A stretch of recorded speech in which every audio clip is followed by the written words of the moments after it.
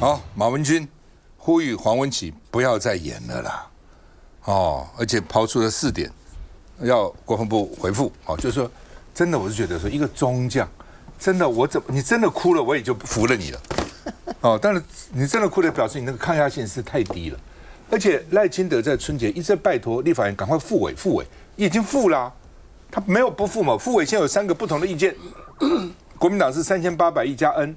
民眾黨是多少？4000億，民進黨是1.25兆，只是數字的巧，其實內容沒有太大差別了。大家都說你美國發價出來我就通過就是了嘛，就是這樣而已嘛，沒有說要背革你啊。而且你自己想哦，如果從數學的角度來看，民進黨是1兆2500億，國民黨3800加 N， 可能會比民進黨還多哎。對 ，N 就是無限大 ，N 可以等於無限大 ，N 沒有一定是多少啊 ，N 是任何數字，只要美國發報價來，我就可以審查通過嘛。所以沒有要阻擋啊，你哭什麼東西？你是壓力大什麼？我不懂啊，對不對？這叫哭，我怎麼看也不像哭啊，那他們一定要說他哭，那另外呢，這個盧秀燕說不必等發價書，8000億到1兆，反正就是一個框在那個地方，因為呢1兆2500億，3000多億是國內買的啦，所以國內買你就變成一般的年度預算就可以了，你國內買需要編什麼特別預算？不需要嘛。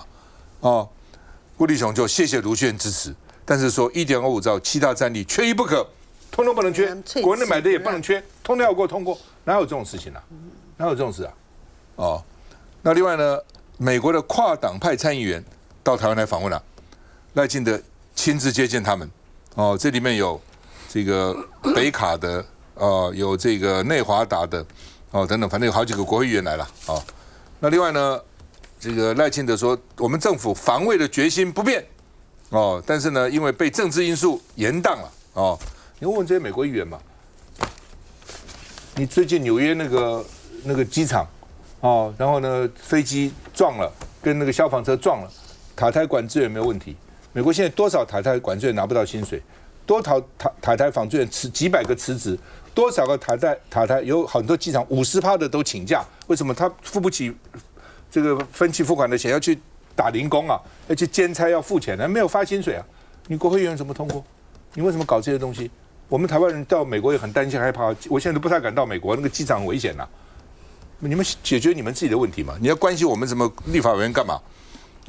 黃國昌說台美應該尊重彼此的民主程序。你趕快美國公布第2批的清單給我們嘛，你給我們了，你發價書來啊！我也覺得奇怪了。那發價書是你美國的事，你為什麼不發價？你逼我們什麼呢？買什麼？買不知道，預算先通過。有這樣的國會議員嗎？有這樣的國會議員嗎？我們看一下。你講發價書哪到才做？對我們來講真的很難做。一講完，用手撐着國防部戰規司長黃文啟上手，這畫面讓卓奎喊話：為什麼要逼將軍流下男兒淚？1996年，我在第一線的小金門擔任金城連連長。生死交關的壓力，可能都沒有現在的1/10。那當然，那天可能個人有一些比較強烈的焦慮情緒啊，那也感謝大家的關心。所以他因為疲累的關係，他可能用手摸了一下臉，但是呢，我蠻確定的是他並沒有落淚。如果真的有落淚的情況的話，無論是哪一個政黨的立法委員，我相信都會去關心。至於我對美採購的82套海馬式軍售案，本來說應該於3月30日前繳交首期款，國防部29號說經台美協調，美方已同意展延。美軍的 C-40行政專機30號凌晨降落松山機場，帶着美國參議院外交委員會跨黨派訪團來台。上一站在關島，外媒指出，此行除了展現對台灣的支持，期間將敦促立法院通過國防特別預算。而剛結束訪美的台中市長盧秀燕也公開說明自己支持國防特別預算，也提出這種方案。對於我自己主張是8000到1兆之間，我主張潛艦的部分要稍微縮小一點，但是無人機要放大。先感謝盧秀燕市長他願意支持我們這些相關的預算，但我在這邊還是要重申，我們認為這7大項的這個能力的建構缺一不可。台灣的國防特別預算吵了近半年，從中央到朝野，國外到國內，恐怕還沒解。那天你在現場啊？在現場。有沒有哭？我是沒有感覺到啦，他當然畫面出來是這樣子嘛，他跟我們對談當中當然有表現出他的焦慮，憂慮，這個情緒我感受得到。可是不要忘了，我們那天審法案呢，不是審預算呢，不是審預算哦。他這個因為要這個條例先過，條例它總共就9條，沒有很多。可是那個主席啊，民進黨的趙偉，他連續1、3、4都排這個案子。禮拜1我們巡答，禮拜3大家合個人的事，大家講一輪，禮拜4再講一輪，全部過程就這樣子，我都參加了，每一天我都參加了。我都參加，而且我就在對面。你沒有拿手帕給他擦個眼淚？是啊，我就沒有看到眼淚啊。我也許我視力不好，我沒有看到眼淚。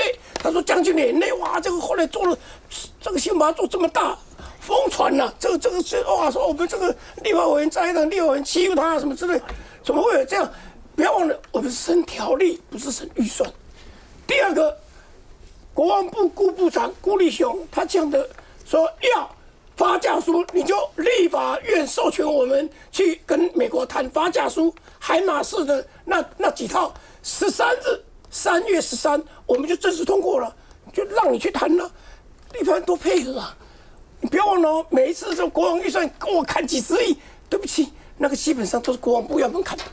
為什麼？他編太多，他發現他編太多了。不要忘了，我上一次不是買什麼武器嗎？對不對？然後就讓美國的國會抓到說，哦，這個承包商這個裡面啊，這個報價多了幾10億美金。我就問顧立雄啊，我們能不能要回來？他們沒辦法，只能透過美國去要。所以我們沒有任何一個談判籌碼。所以我回過來我要講的是說，這個將軍他事先也有來辦公室跟我討論法案的事情。那我也告訴他很清楚的，就是3800加 N。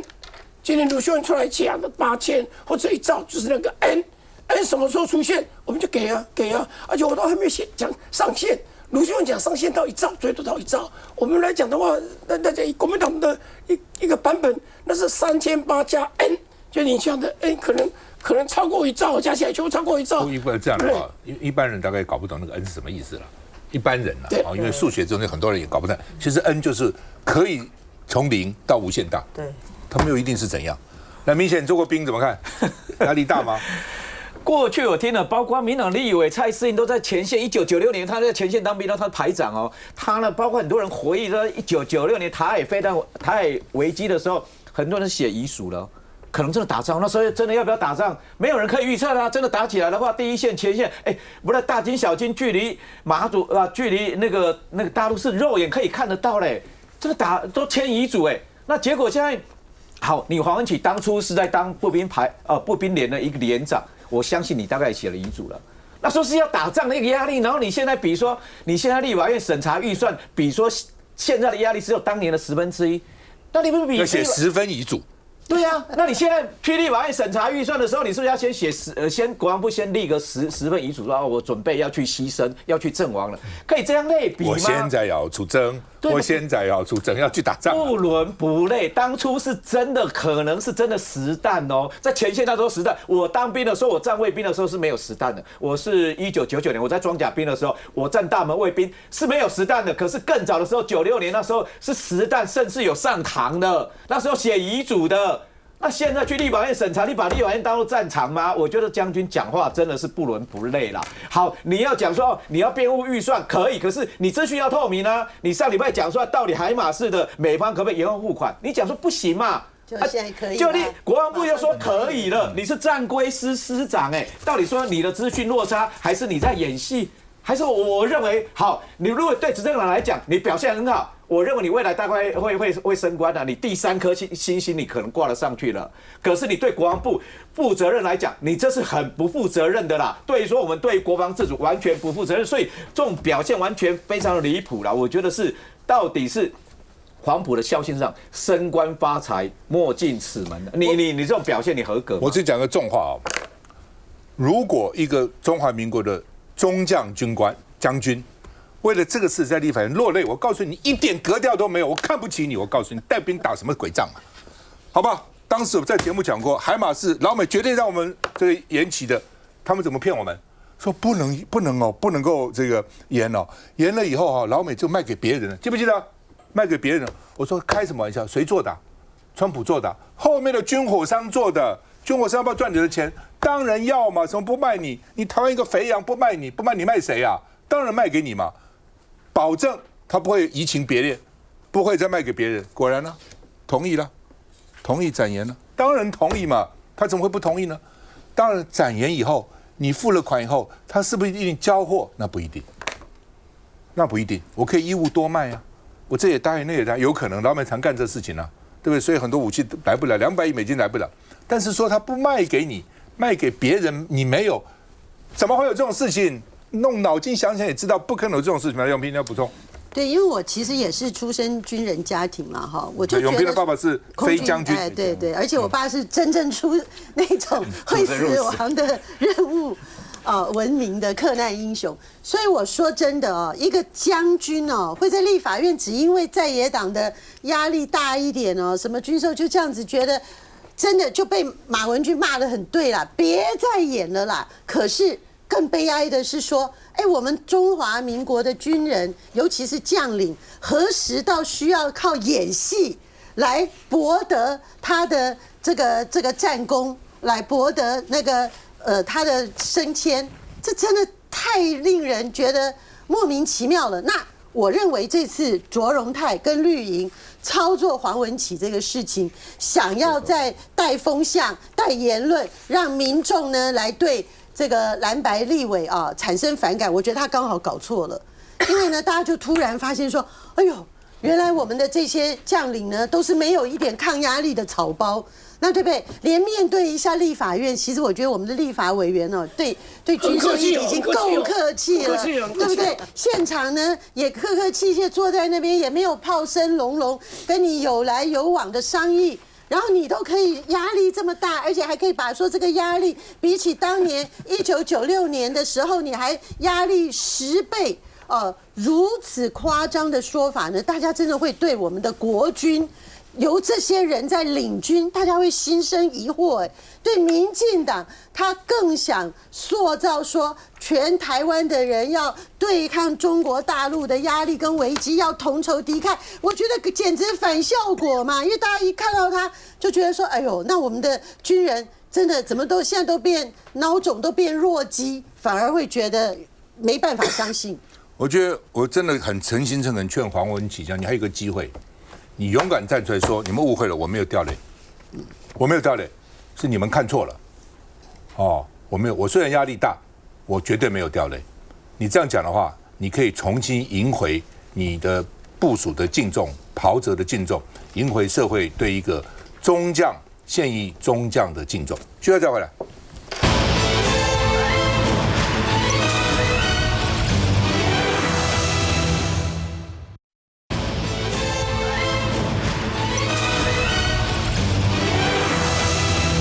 好，昨天民眾黨在凱道辦活動我有到現場去，我覺得人不少了哈，因為他才2天，從下動員到動員起來只有2天時間，非常短，而且民眾黨其實沒有什麼太多的基層的組織，所以要能夠動員這樣是不容易的哈。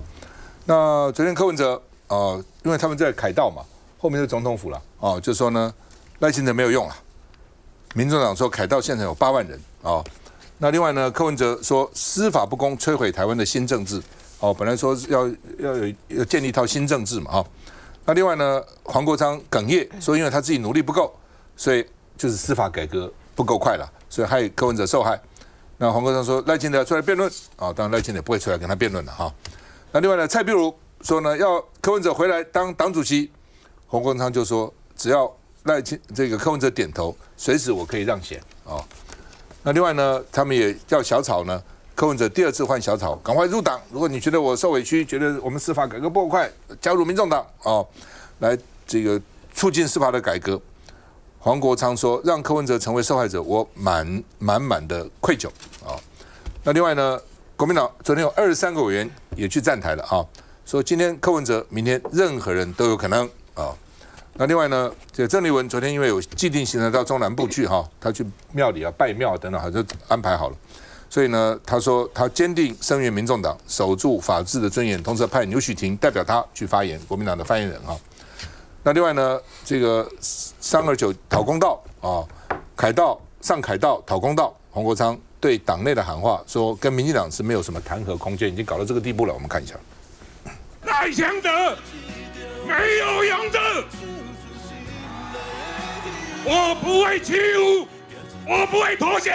激動到全身發抖，柯文哲特別走到接近景福門的後虎台，或許因為這樣可以直接面對總統府怒嗆總統。在這個困難的時刻，我要拜託大家參加台灣民眾黨。我們要讓賴清德知道，你要消滅柯文哲，柯文哲後面還有成千上萬的小草。柯文哲把話挑明說，更把雜質2字還給總統。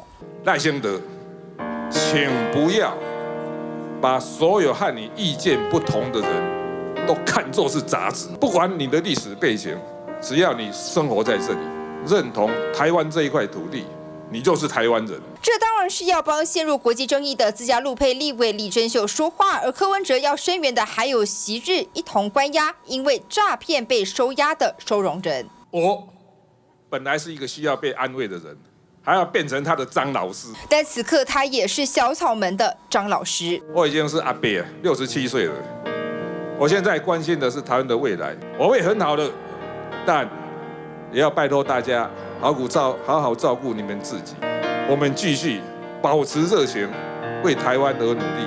溫情喊話也有實際行動，不同於造勢場合的大進場，柯文哲選擇大退場，沿路小草擊掌喊加油，而現任黨主席黃國昌則跟在後面高呼柯文哲，親親拜拜。支持者是一路隨着柯文哲走到信義路，直到上車才離去。329上凱道討公道，柯文哲登高一呼，凝聚小草們的心。那晚會昨天也去啊，來講講。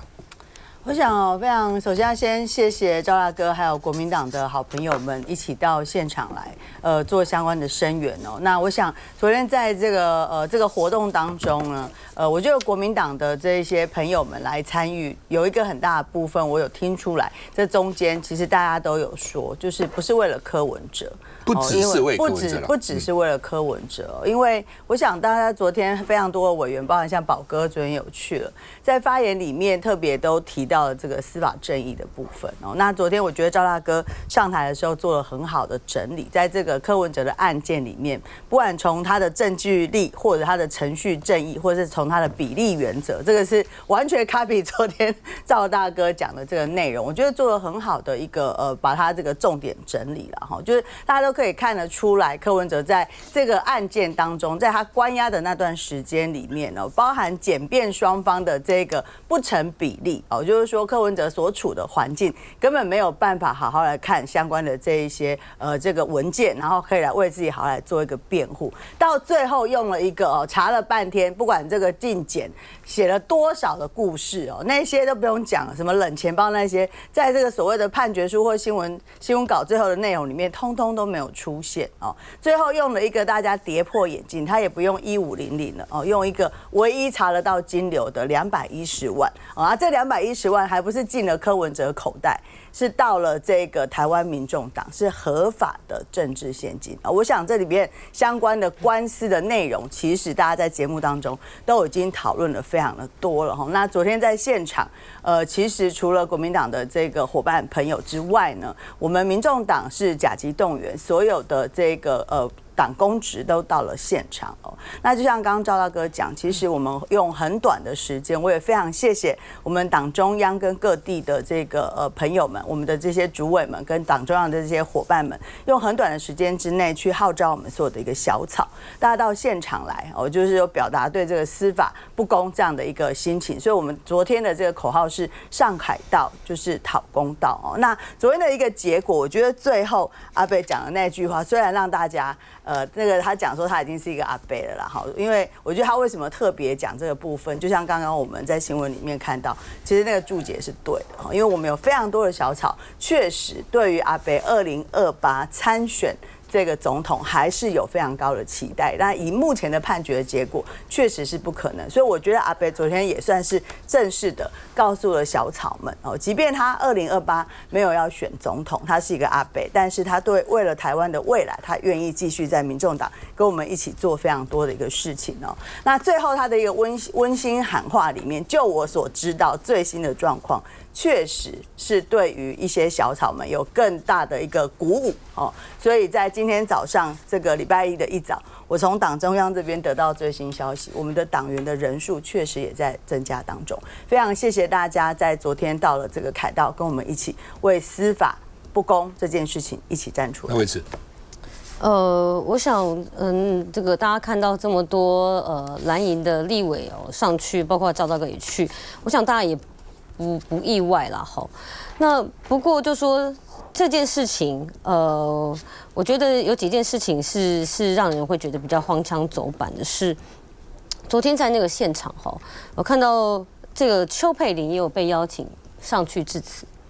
那邱佩玲的身份呢？她其實在這個柯文哲的案件當中，她是證人，她證實了，她幫柯文哲募了600萬，總共3筆，各200萬，好，那都是現金交付。那重點是這總共這600萬都是要捐給這個台灣民眾黨，也沒有進到這個選舉專戶當中。好，那所以這600萬基本上就是邱佩玲證實了。這個就是這個下落不明，好，那也就是證實了柯文哲主席親贊的要給台灣民眾黨的600萬。那這600萬當中，其中還有一個其實是邱佩玲說這是謝國樑的媽媽要他轉交這200萬，而且是謝國樑還要求說要出具收據，但最後也沒有收據。那我認為這個藍營當然現在在藍白合的氛圍當中，要上台要去幫阿北加油，好，這大家都可以理解。那可是你在為他加油的同時，你還會請一個為他作證，證明他就是這個親贊的這一個給台灣民眾黨的政治獻金的邱佩玲。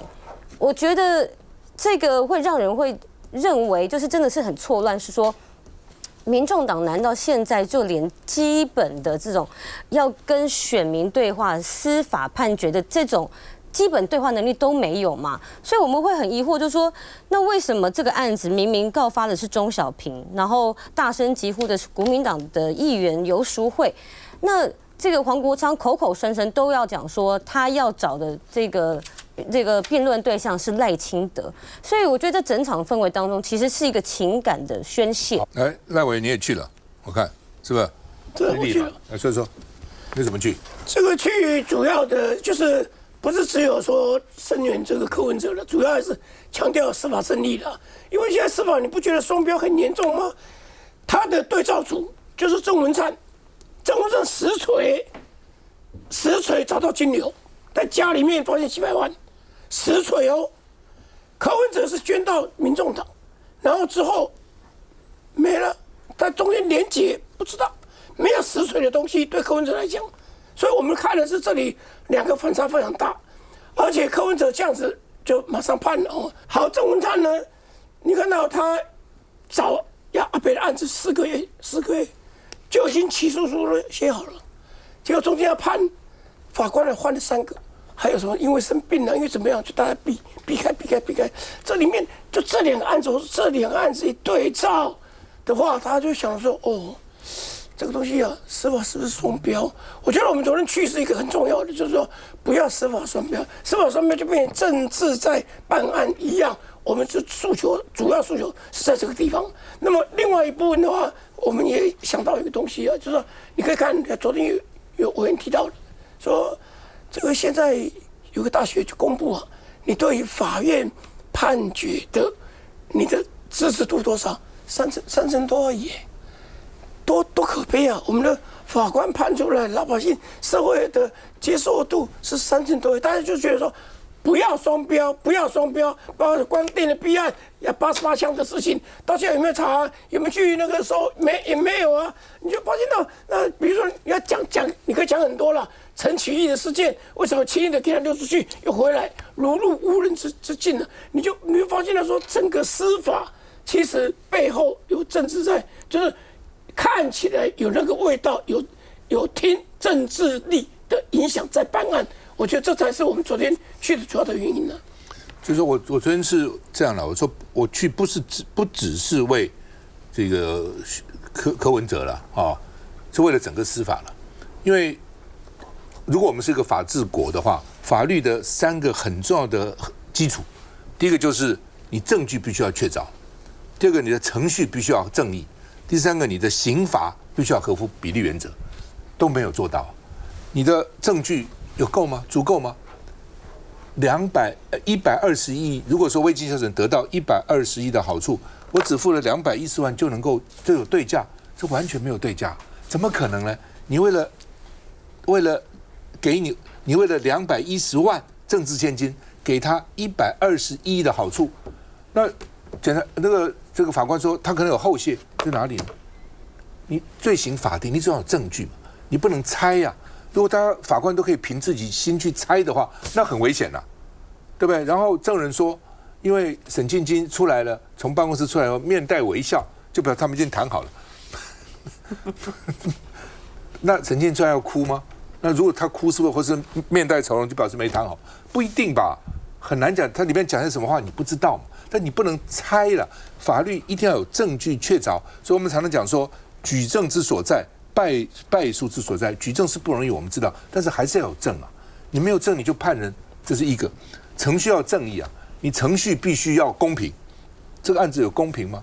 要對等，就是原告被告必須要對等，這個法庭是非常重要的。所以我檢察官跟你被告，我們是要对等地位的，我沒有比你高哦。那另外呢，就是你不能選擇性，你也不能夠事先已經有那個答案了哦，先射標，先射箭再畫靶，先射個箭再靶正中靶先，不可以這樣。那你認為這個事的整個程序有符合正義嗎？真的有嗎？另外就是他的刑罰，就罰的比例要有比例原則嘛。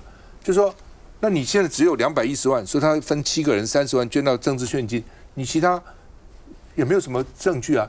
我講的是那13年就判了13年，至於說他政治獻金有沒有移動啊，什麼公益獻，另外那個小事，13年了，這個很大，對不對？那你就憑這210萬就判他13年，憑着未經小審一抹微笑就判了13年，13年是很重的，17年了哦，這一點13年，一共判了17年，光這個就13年，對不對？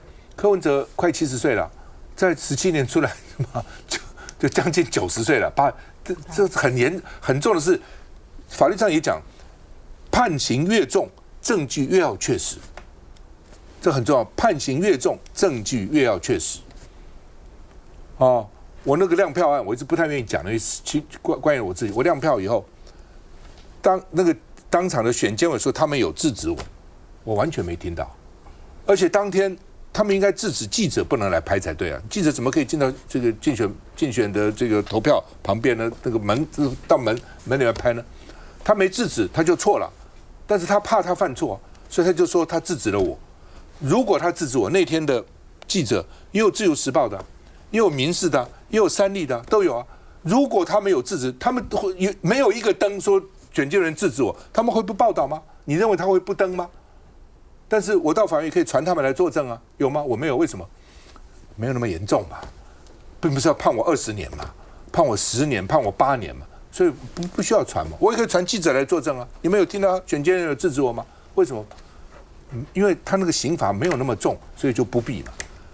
真的刑罰重了，你當然證據要很確鑿啊，證據連一點點合理的懷疑都不可以有啊，證據要100%、100%的確鑿。才可以判這麼重，有證據有這麼確鑿嗎？沒有嘛。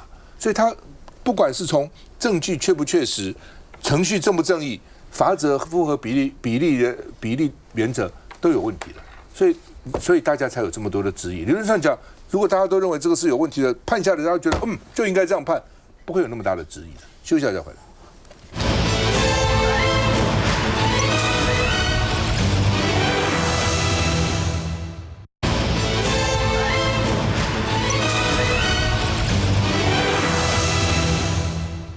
好，馬英九基金會的事情還在發展哈。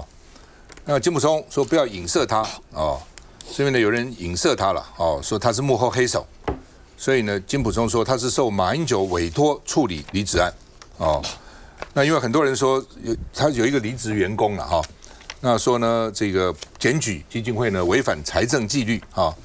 那他說並不是跟他檢舉的，他是今年農曆年過年在越南度假的時候。接到馬英九的通知，希望回國後當面商量這個事情。所以呢，小年夜當天，他跟馬英九、高華柱還有檢舉的那個員工一起開會討論細節啊。然後呢，所以呢，2月25號，馬英九在高華柱、金溥聰及律師陪同下，親自主持會議，召集基金會員工，宣布解除蕭旭岑跟王光子的職務啊。然後呢，他說很多媒體報道了，都說是資料先給他，他說跟事實不符，並不是他發起的，也不是他發動的。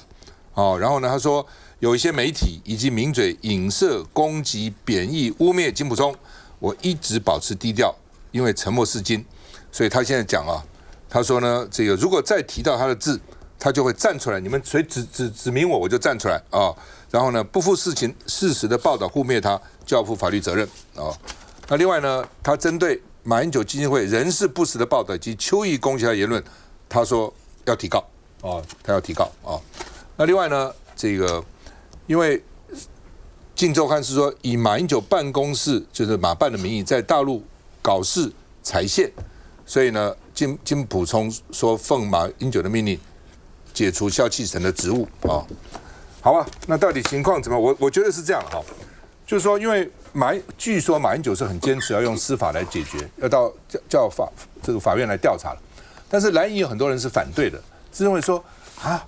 你這個把檢察官搞到基金會來給你查，對不對？查那檢察官萬一在那邊擴大事端怎麼辦呢？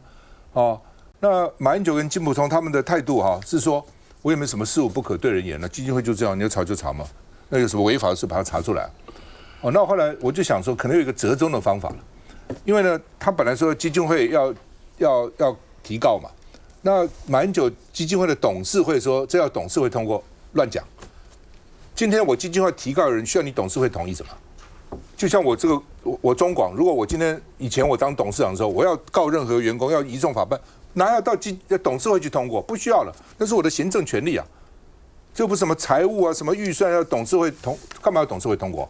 所以董事會亂講的哦，這個不需要董事會同意的。但是那董事會既然有意見，擔心說司法會不會伸手介入，我在想有一個折中的方法。因為法律有兩種，一種叫告發，一種叫自訴。告發就是我向檢察官告發，檢察官公權力就可以進來，他可以進来。一種是自訴，我自己提供證據、資料，這個基金會的財務報表，我就去告訴，我可以自訴，那是可以的，就檢察官就不能進來。不過當然他還要防備，就是說檢察官如果故意要搞你的話，檢察官可以用憑簡報，有沒有？憑簡報封案就可以介入了，哦。那這是一個，所以我的想法就是，要不然就是，既然馬英九很堅持要用司法來查這個事情，一種你可以用告發，讓檢察官介入；一種你可以自訴。另外就是說，他們董事會已經組成了3人小組了嘛？那3人小組，我就問了，我說有沒有期限啊？哎，你調查事情總要有個期限吧？不能一直拖啊。他們說沒有。那我的建議，調查小組應該有個期限，比如說2個禮拜、1個月，事情要出來，到底誰是誰非，有沒有問題，總是有一個答案嘛。不可能沒有答案嘛，哦，所以這是我給基金會的2個建議了哈。那另外呢，好吧，賴士葆，你跟他們也很熟，你怎麼看？我最近都沒什麼接觸了哈。那這個事情當然，我看到旁邊不少的朋友很憂心吶。不管你剛剛講的，不管是告發或者自訴，這對國民黨都是傷啊，都是傷嘛。因為這個東西就變成說，他是馬辦的，馬英九基金會的辦公室。它裡面的是開門讓警調進來，這是很多朋友講。自訴不會，不，他還是要查資料啊。就是你自己提供，你提供他還是查嘛？对，那你你要提供什麼資料，你自己可以決定啊。是啊，不，你只有這個辦法了，因為馬英九現在很堅持，他一定要送法辦。那既然馬英九堅持要送法辦，那你怎麼办？对不對？所以我是提一個折中，他們去考慮一下了哈。那另外呢，這個於大雷是駐美代表。怎麼說又爆發？最近常常爆發這個職場霸凌哈，所以那個時候那個副總談判代表也發生這個事情。現在呢，駐美代表也發生這個事情哦，所以徐小新說於大雷跟吳釗燮關係是很好的，意思就是說於大雷所以能在那邊一直做，是因為跟吳釗燮的關係很好啊。那於釗燮呢被人家控訴說是職場霸凌最高等，真的最高等，這還有分等的哈，說行為很誇張了。而且不是第一次了哈，在2024的時候就被爆了啦，哦，那到底有還沒有不知道哦。不管是什麼濫用公帑啦，這個職場霸凌啦，他的配偶的爭議啦等等哈，我覺得這個到底是怎麼回事？真的有這個事，還是有人想他的位置？反正每次都有這個不同的這個狀況嘛。外交部說有事證依規則處理哦。那徐巧芯說他應該早就回國來說明了，民進黨去左擋右擋，不讓他回國啊。所以呢，從經貿辦燒到駐美代表，怎麼都是職場霸凌？到底搞什麼啊？那當時呢，這個經濟部回應說顏慧欣的事情呢，因為他說他拒絕派系鬥爭，那經濟部說你們抹黑了公務員的貢獻。我們看一下，我覺得非常的痛心，尤其這個資料似乎是從內部遺漏出來的。2年前開記者會澄清亂用公帑爭議，當時爆料者正是從外交部內部，如今網絡上再有人匿名發文，指名道姓說霸凌最高等的就像駐美代表於大雷那樣，因為自己的口腹之欲隨意解雇員工，也因為餐宴打包的菜色不如預期，就打電話大罵督導主管，且把主管降至副主管來羞辱人，還說當天擴音還有人錄音，更稱於大雷曾在辦公室大罵外交部文官。不管是顏慧欣或者是於大雷的事件，我覺得都應該徹查到底。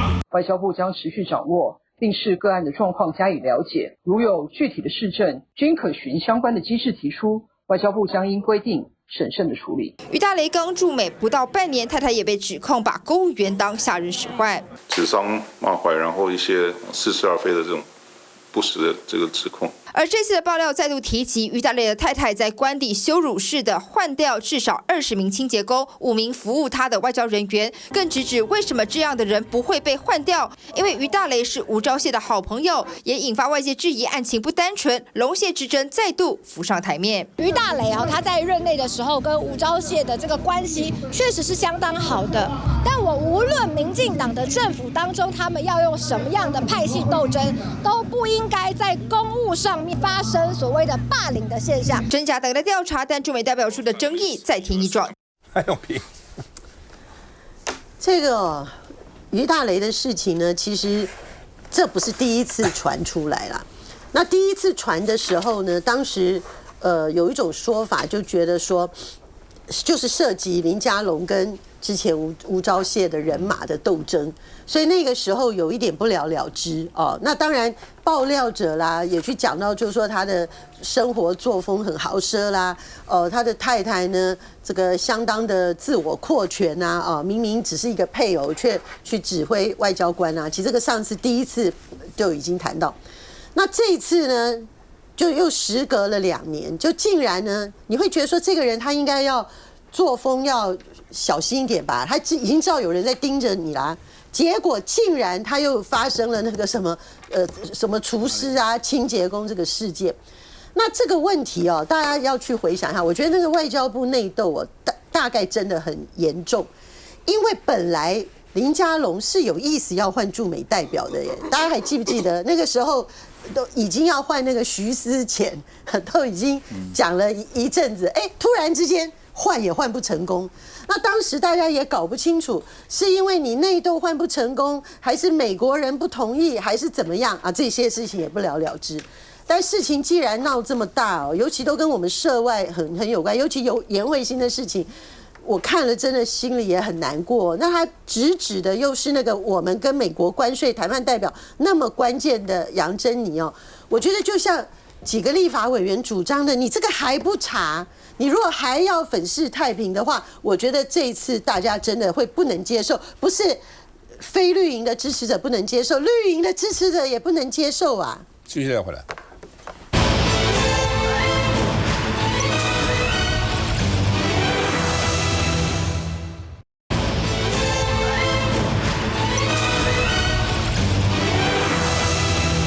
好不好？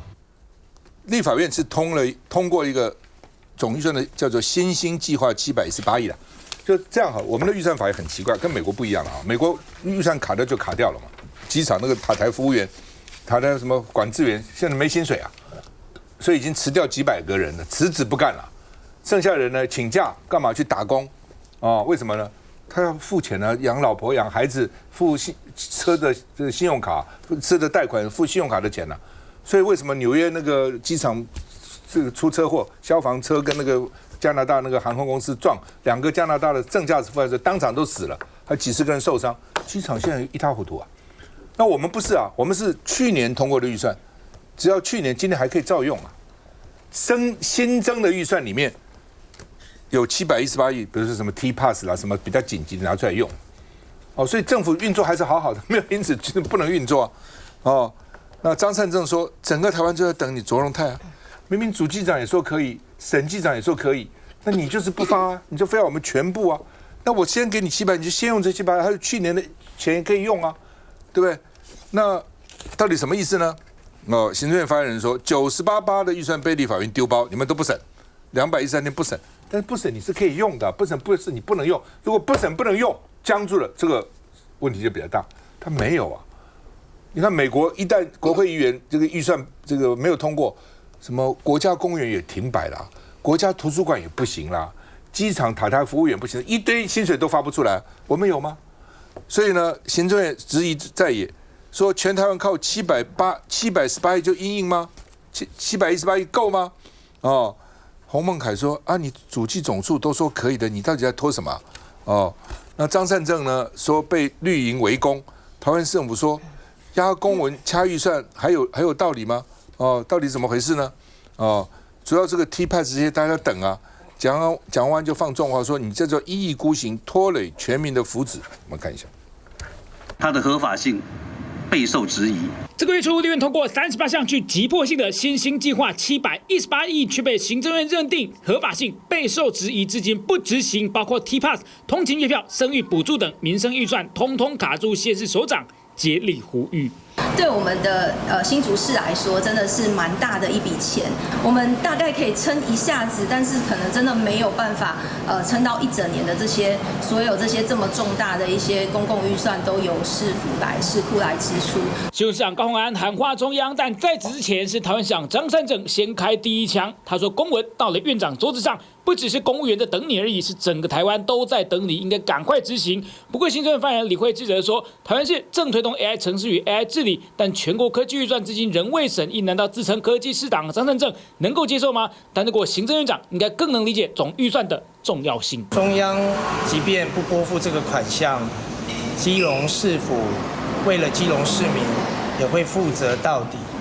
不過說到底，這是立法院3讀通過的預算，有法律效力的。即便政院堅決不執行，基隆市府仍會負責到底。不過政院也借機呼籲，今年度總預算送到立法院審議超過200天，至今仍未審議。明年度的中央政府概算即將開始編籌，難道立法院要讓台灣出現2本總預算都未審議的荒謬情況嗎？行政院是不是他們有多餘的政治考量？這個我們不予置評，我們不預設立場，解鈴還須繫鈴人啊。朝野預算角力不止聚焦軍費戰線。無限展延。賴委員，你是在財政委員會，我想請教，我們的法律規定，去年預算通過，今年還可以用，對不對？對。那去年通過了多少？通過2兆9000多億吧。那今年是預算編了多少？那我們今年的預算比去年多1100億。1100億，那這718億，對，我減掉了就剩300多億而已啊。那為什麼不能用呢？其他都可以用啊。但是它叫什麼呢？它當然它裡面來講就是說，雖然這樣子，可是呢，因為主計總處。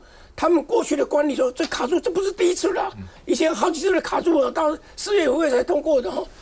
你怎麼樣？他認為說以後審預算可能會被砍，所以他一個不成文的法律規定是全部可以用，但基本上主計總數其實只讓你用80%，80也夠了。對，夠了，絕對夠。那我要強調一點，就是我質詢了主計長，我說啊，這個718億各部會可不可以用？他說我已經通知他們說可以用。我還問審計長，審計長也在。監察院了。審計長他說絕對合法，絕對可以用，就這樣子。然後到卓榮泰院長那裡，他不可以用，合不合法，合不合理，他自己解釋算，他算。我們的主計長都說可以用啊，我已經發文給各單位說你可以用這個錢，718億，不要忘了這裡面大家所講到的民生很重要 ，T-Pass 多少錢？70億，少子化。不是這個賴清德說要說一個人生一個孩子要給10萬嗎？對不對啊？這個從這裡面來，還有一個河川整治的預算，這都是民生的法案。這個馬上會下雨啊什麼之類的，這些預算為什麼你不要？就是說你今年編了將近3兆2，如果呢你只給他718，我可以有理說你其他給我背狗，光這700多，但是問題是它中間的3兆2900多億是去年是可以用的，只是主計處擔心說，萬一真的到時候因為現在還沒審查嘛，一旦審查被刪減，所以只能用80%，那基本上也就夠了嘛，因為還沒有到年底嘛，哦，所以我也不懂，就是說，那你就不給什麼，你可以用啊，並沒有因此讓你行政不能動之，並沒有這樣的狀況呢，王慧。我覺得講到卓院長啊，如果其實剛剛這個寶哥已經講很清楚了嘛，主計跟審計平常就是抓得最緊的，好，他一定是會依法辦理的兩個單位，他們都說 OK 沒有問題了，那為什麼回到卓榮泰這邊變不行呢？好，為什麼像那個市長講，他就把公文壓在桌上？很簡單，因為卓榮泰現在就是政治處理嘛，他不是在做全國的行政院長，好，他是在幫賴清德做相關的一個政治處理，所以呢，一定要卡。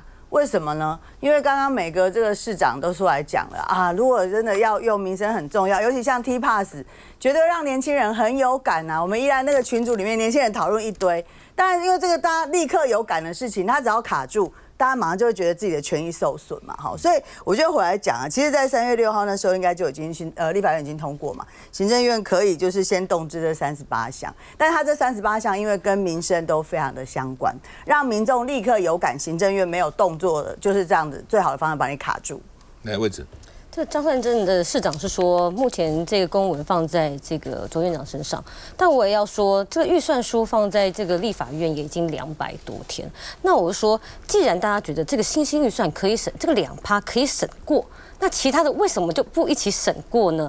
好，那我們現在講說，那如果大家不審預算，那大家日常還是照過，那我們就很質疑，如果立法院要用這樣子的論述來說服大家，我們就懷疑說，那立法院何必存在？行政院目前還是用對抗的一個心態對抗立法院嘛，所以從預算開始不編列、不附屬、不執行，連這個新興計劃是這樣，現在各縣市先動之啊。如果行政院一開始在講說這是違憲違反預算法，那請把主計總長把它解釋啊。主計總長自己提公文給行政院說可以執行的，那到底誰說的對？主計總長要聽主計總长還是聽行政院長的？總有一個要先下台嘛。所以行政院老是用這種對抗的心態，我覺得這不符合民眾的希望。我在想，卓榮泰心裡不爽，可能主計長沒有先跟他報告就答應，火大了，他其實是很有病，真的，他就不爽了。其實再怎麼說，立法院並不是行政院立法局啦。我覺得老是對於民眾選出的民意代表沒有足夠的尊重，為什麼會沒有辦法審預算？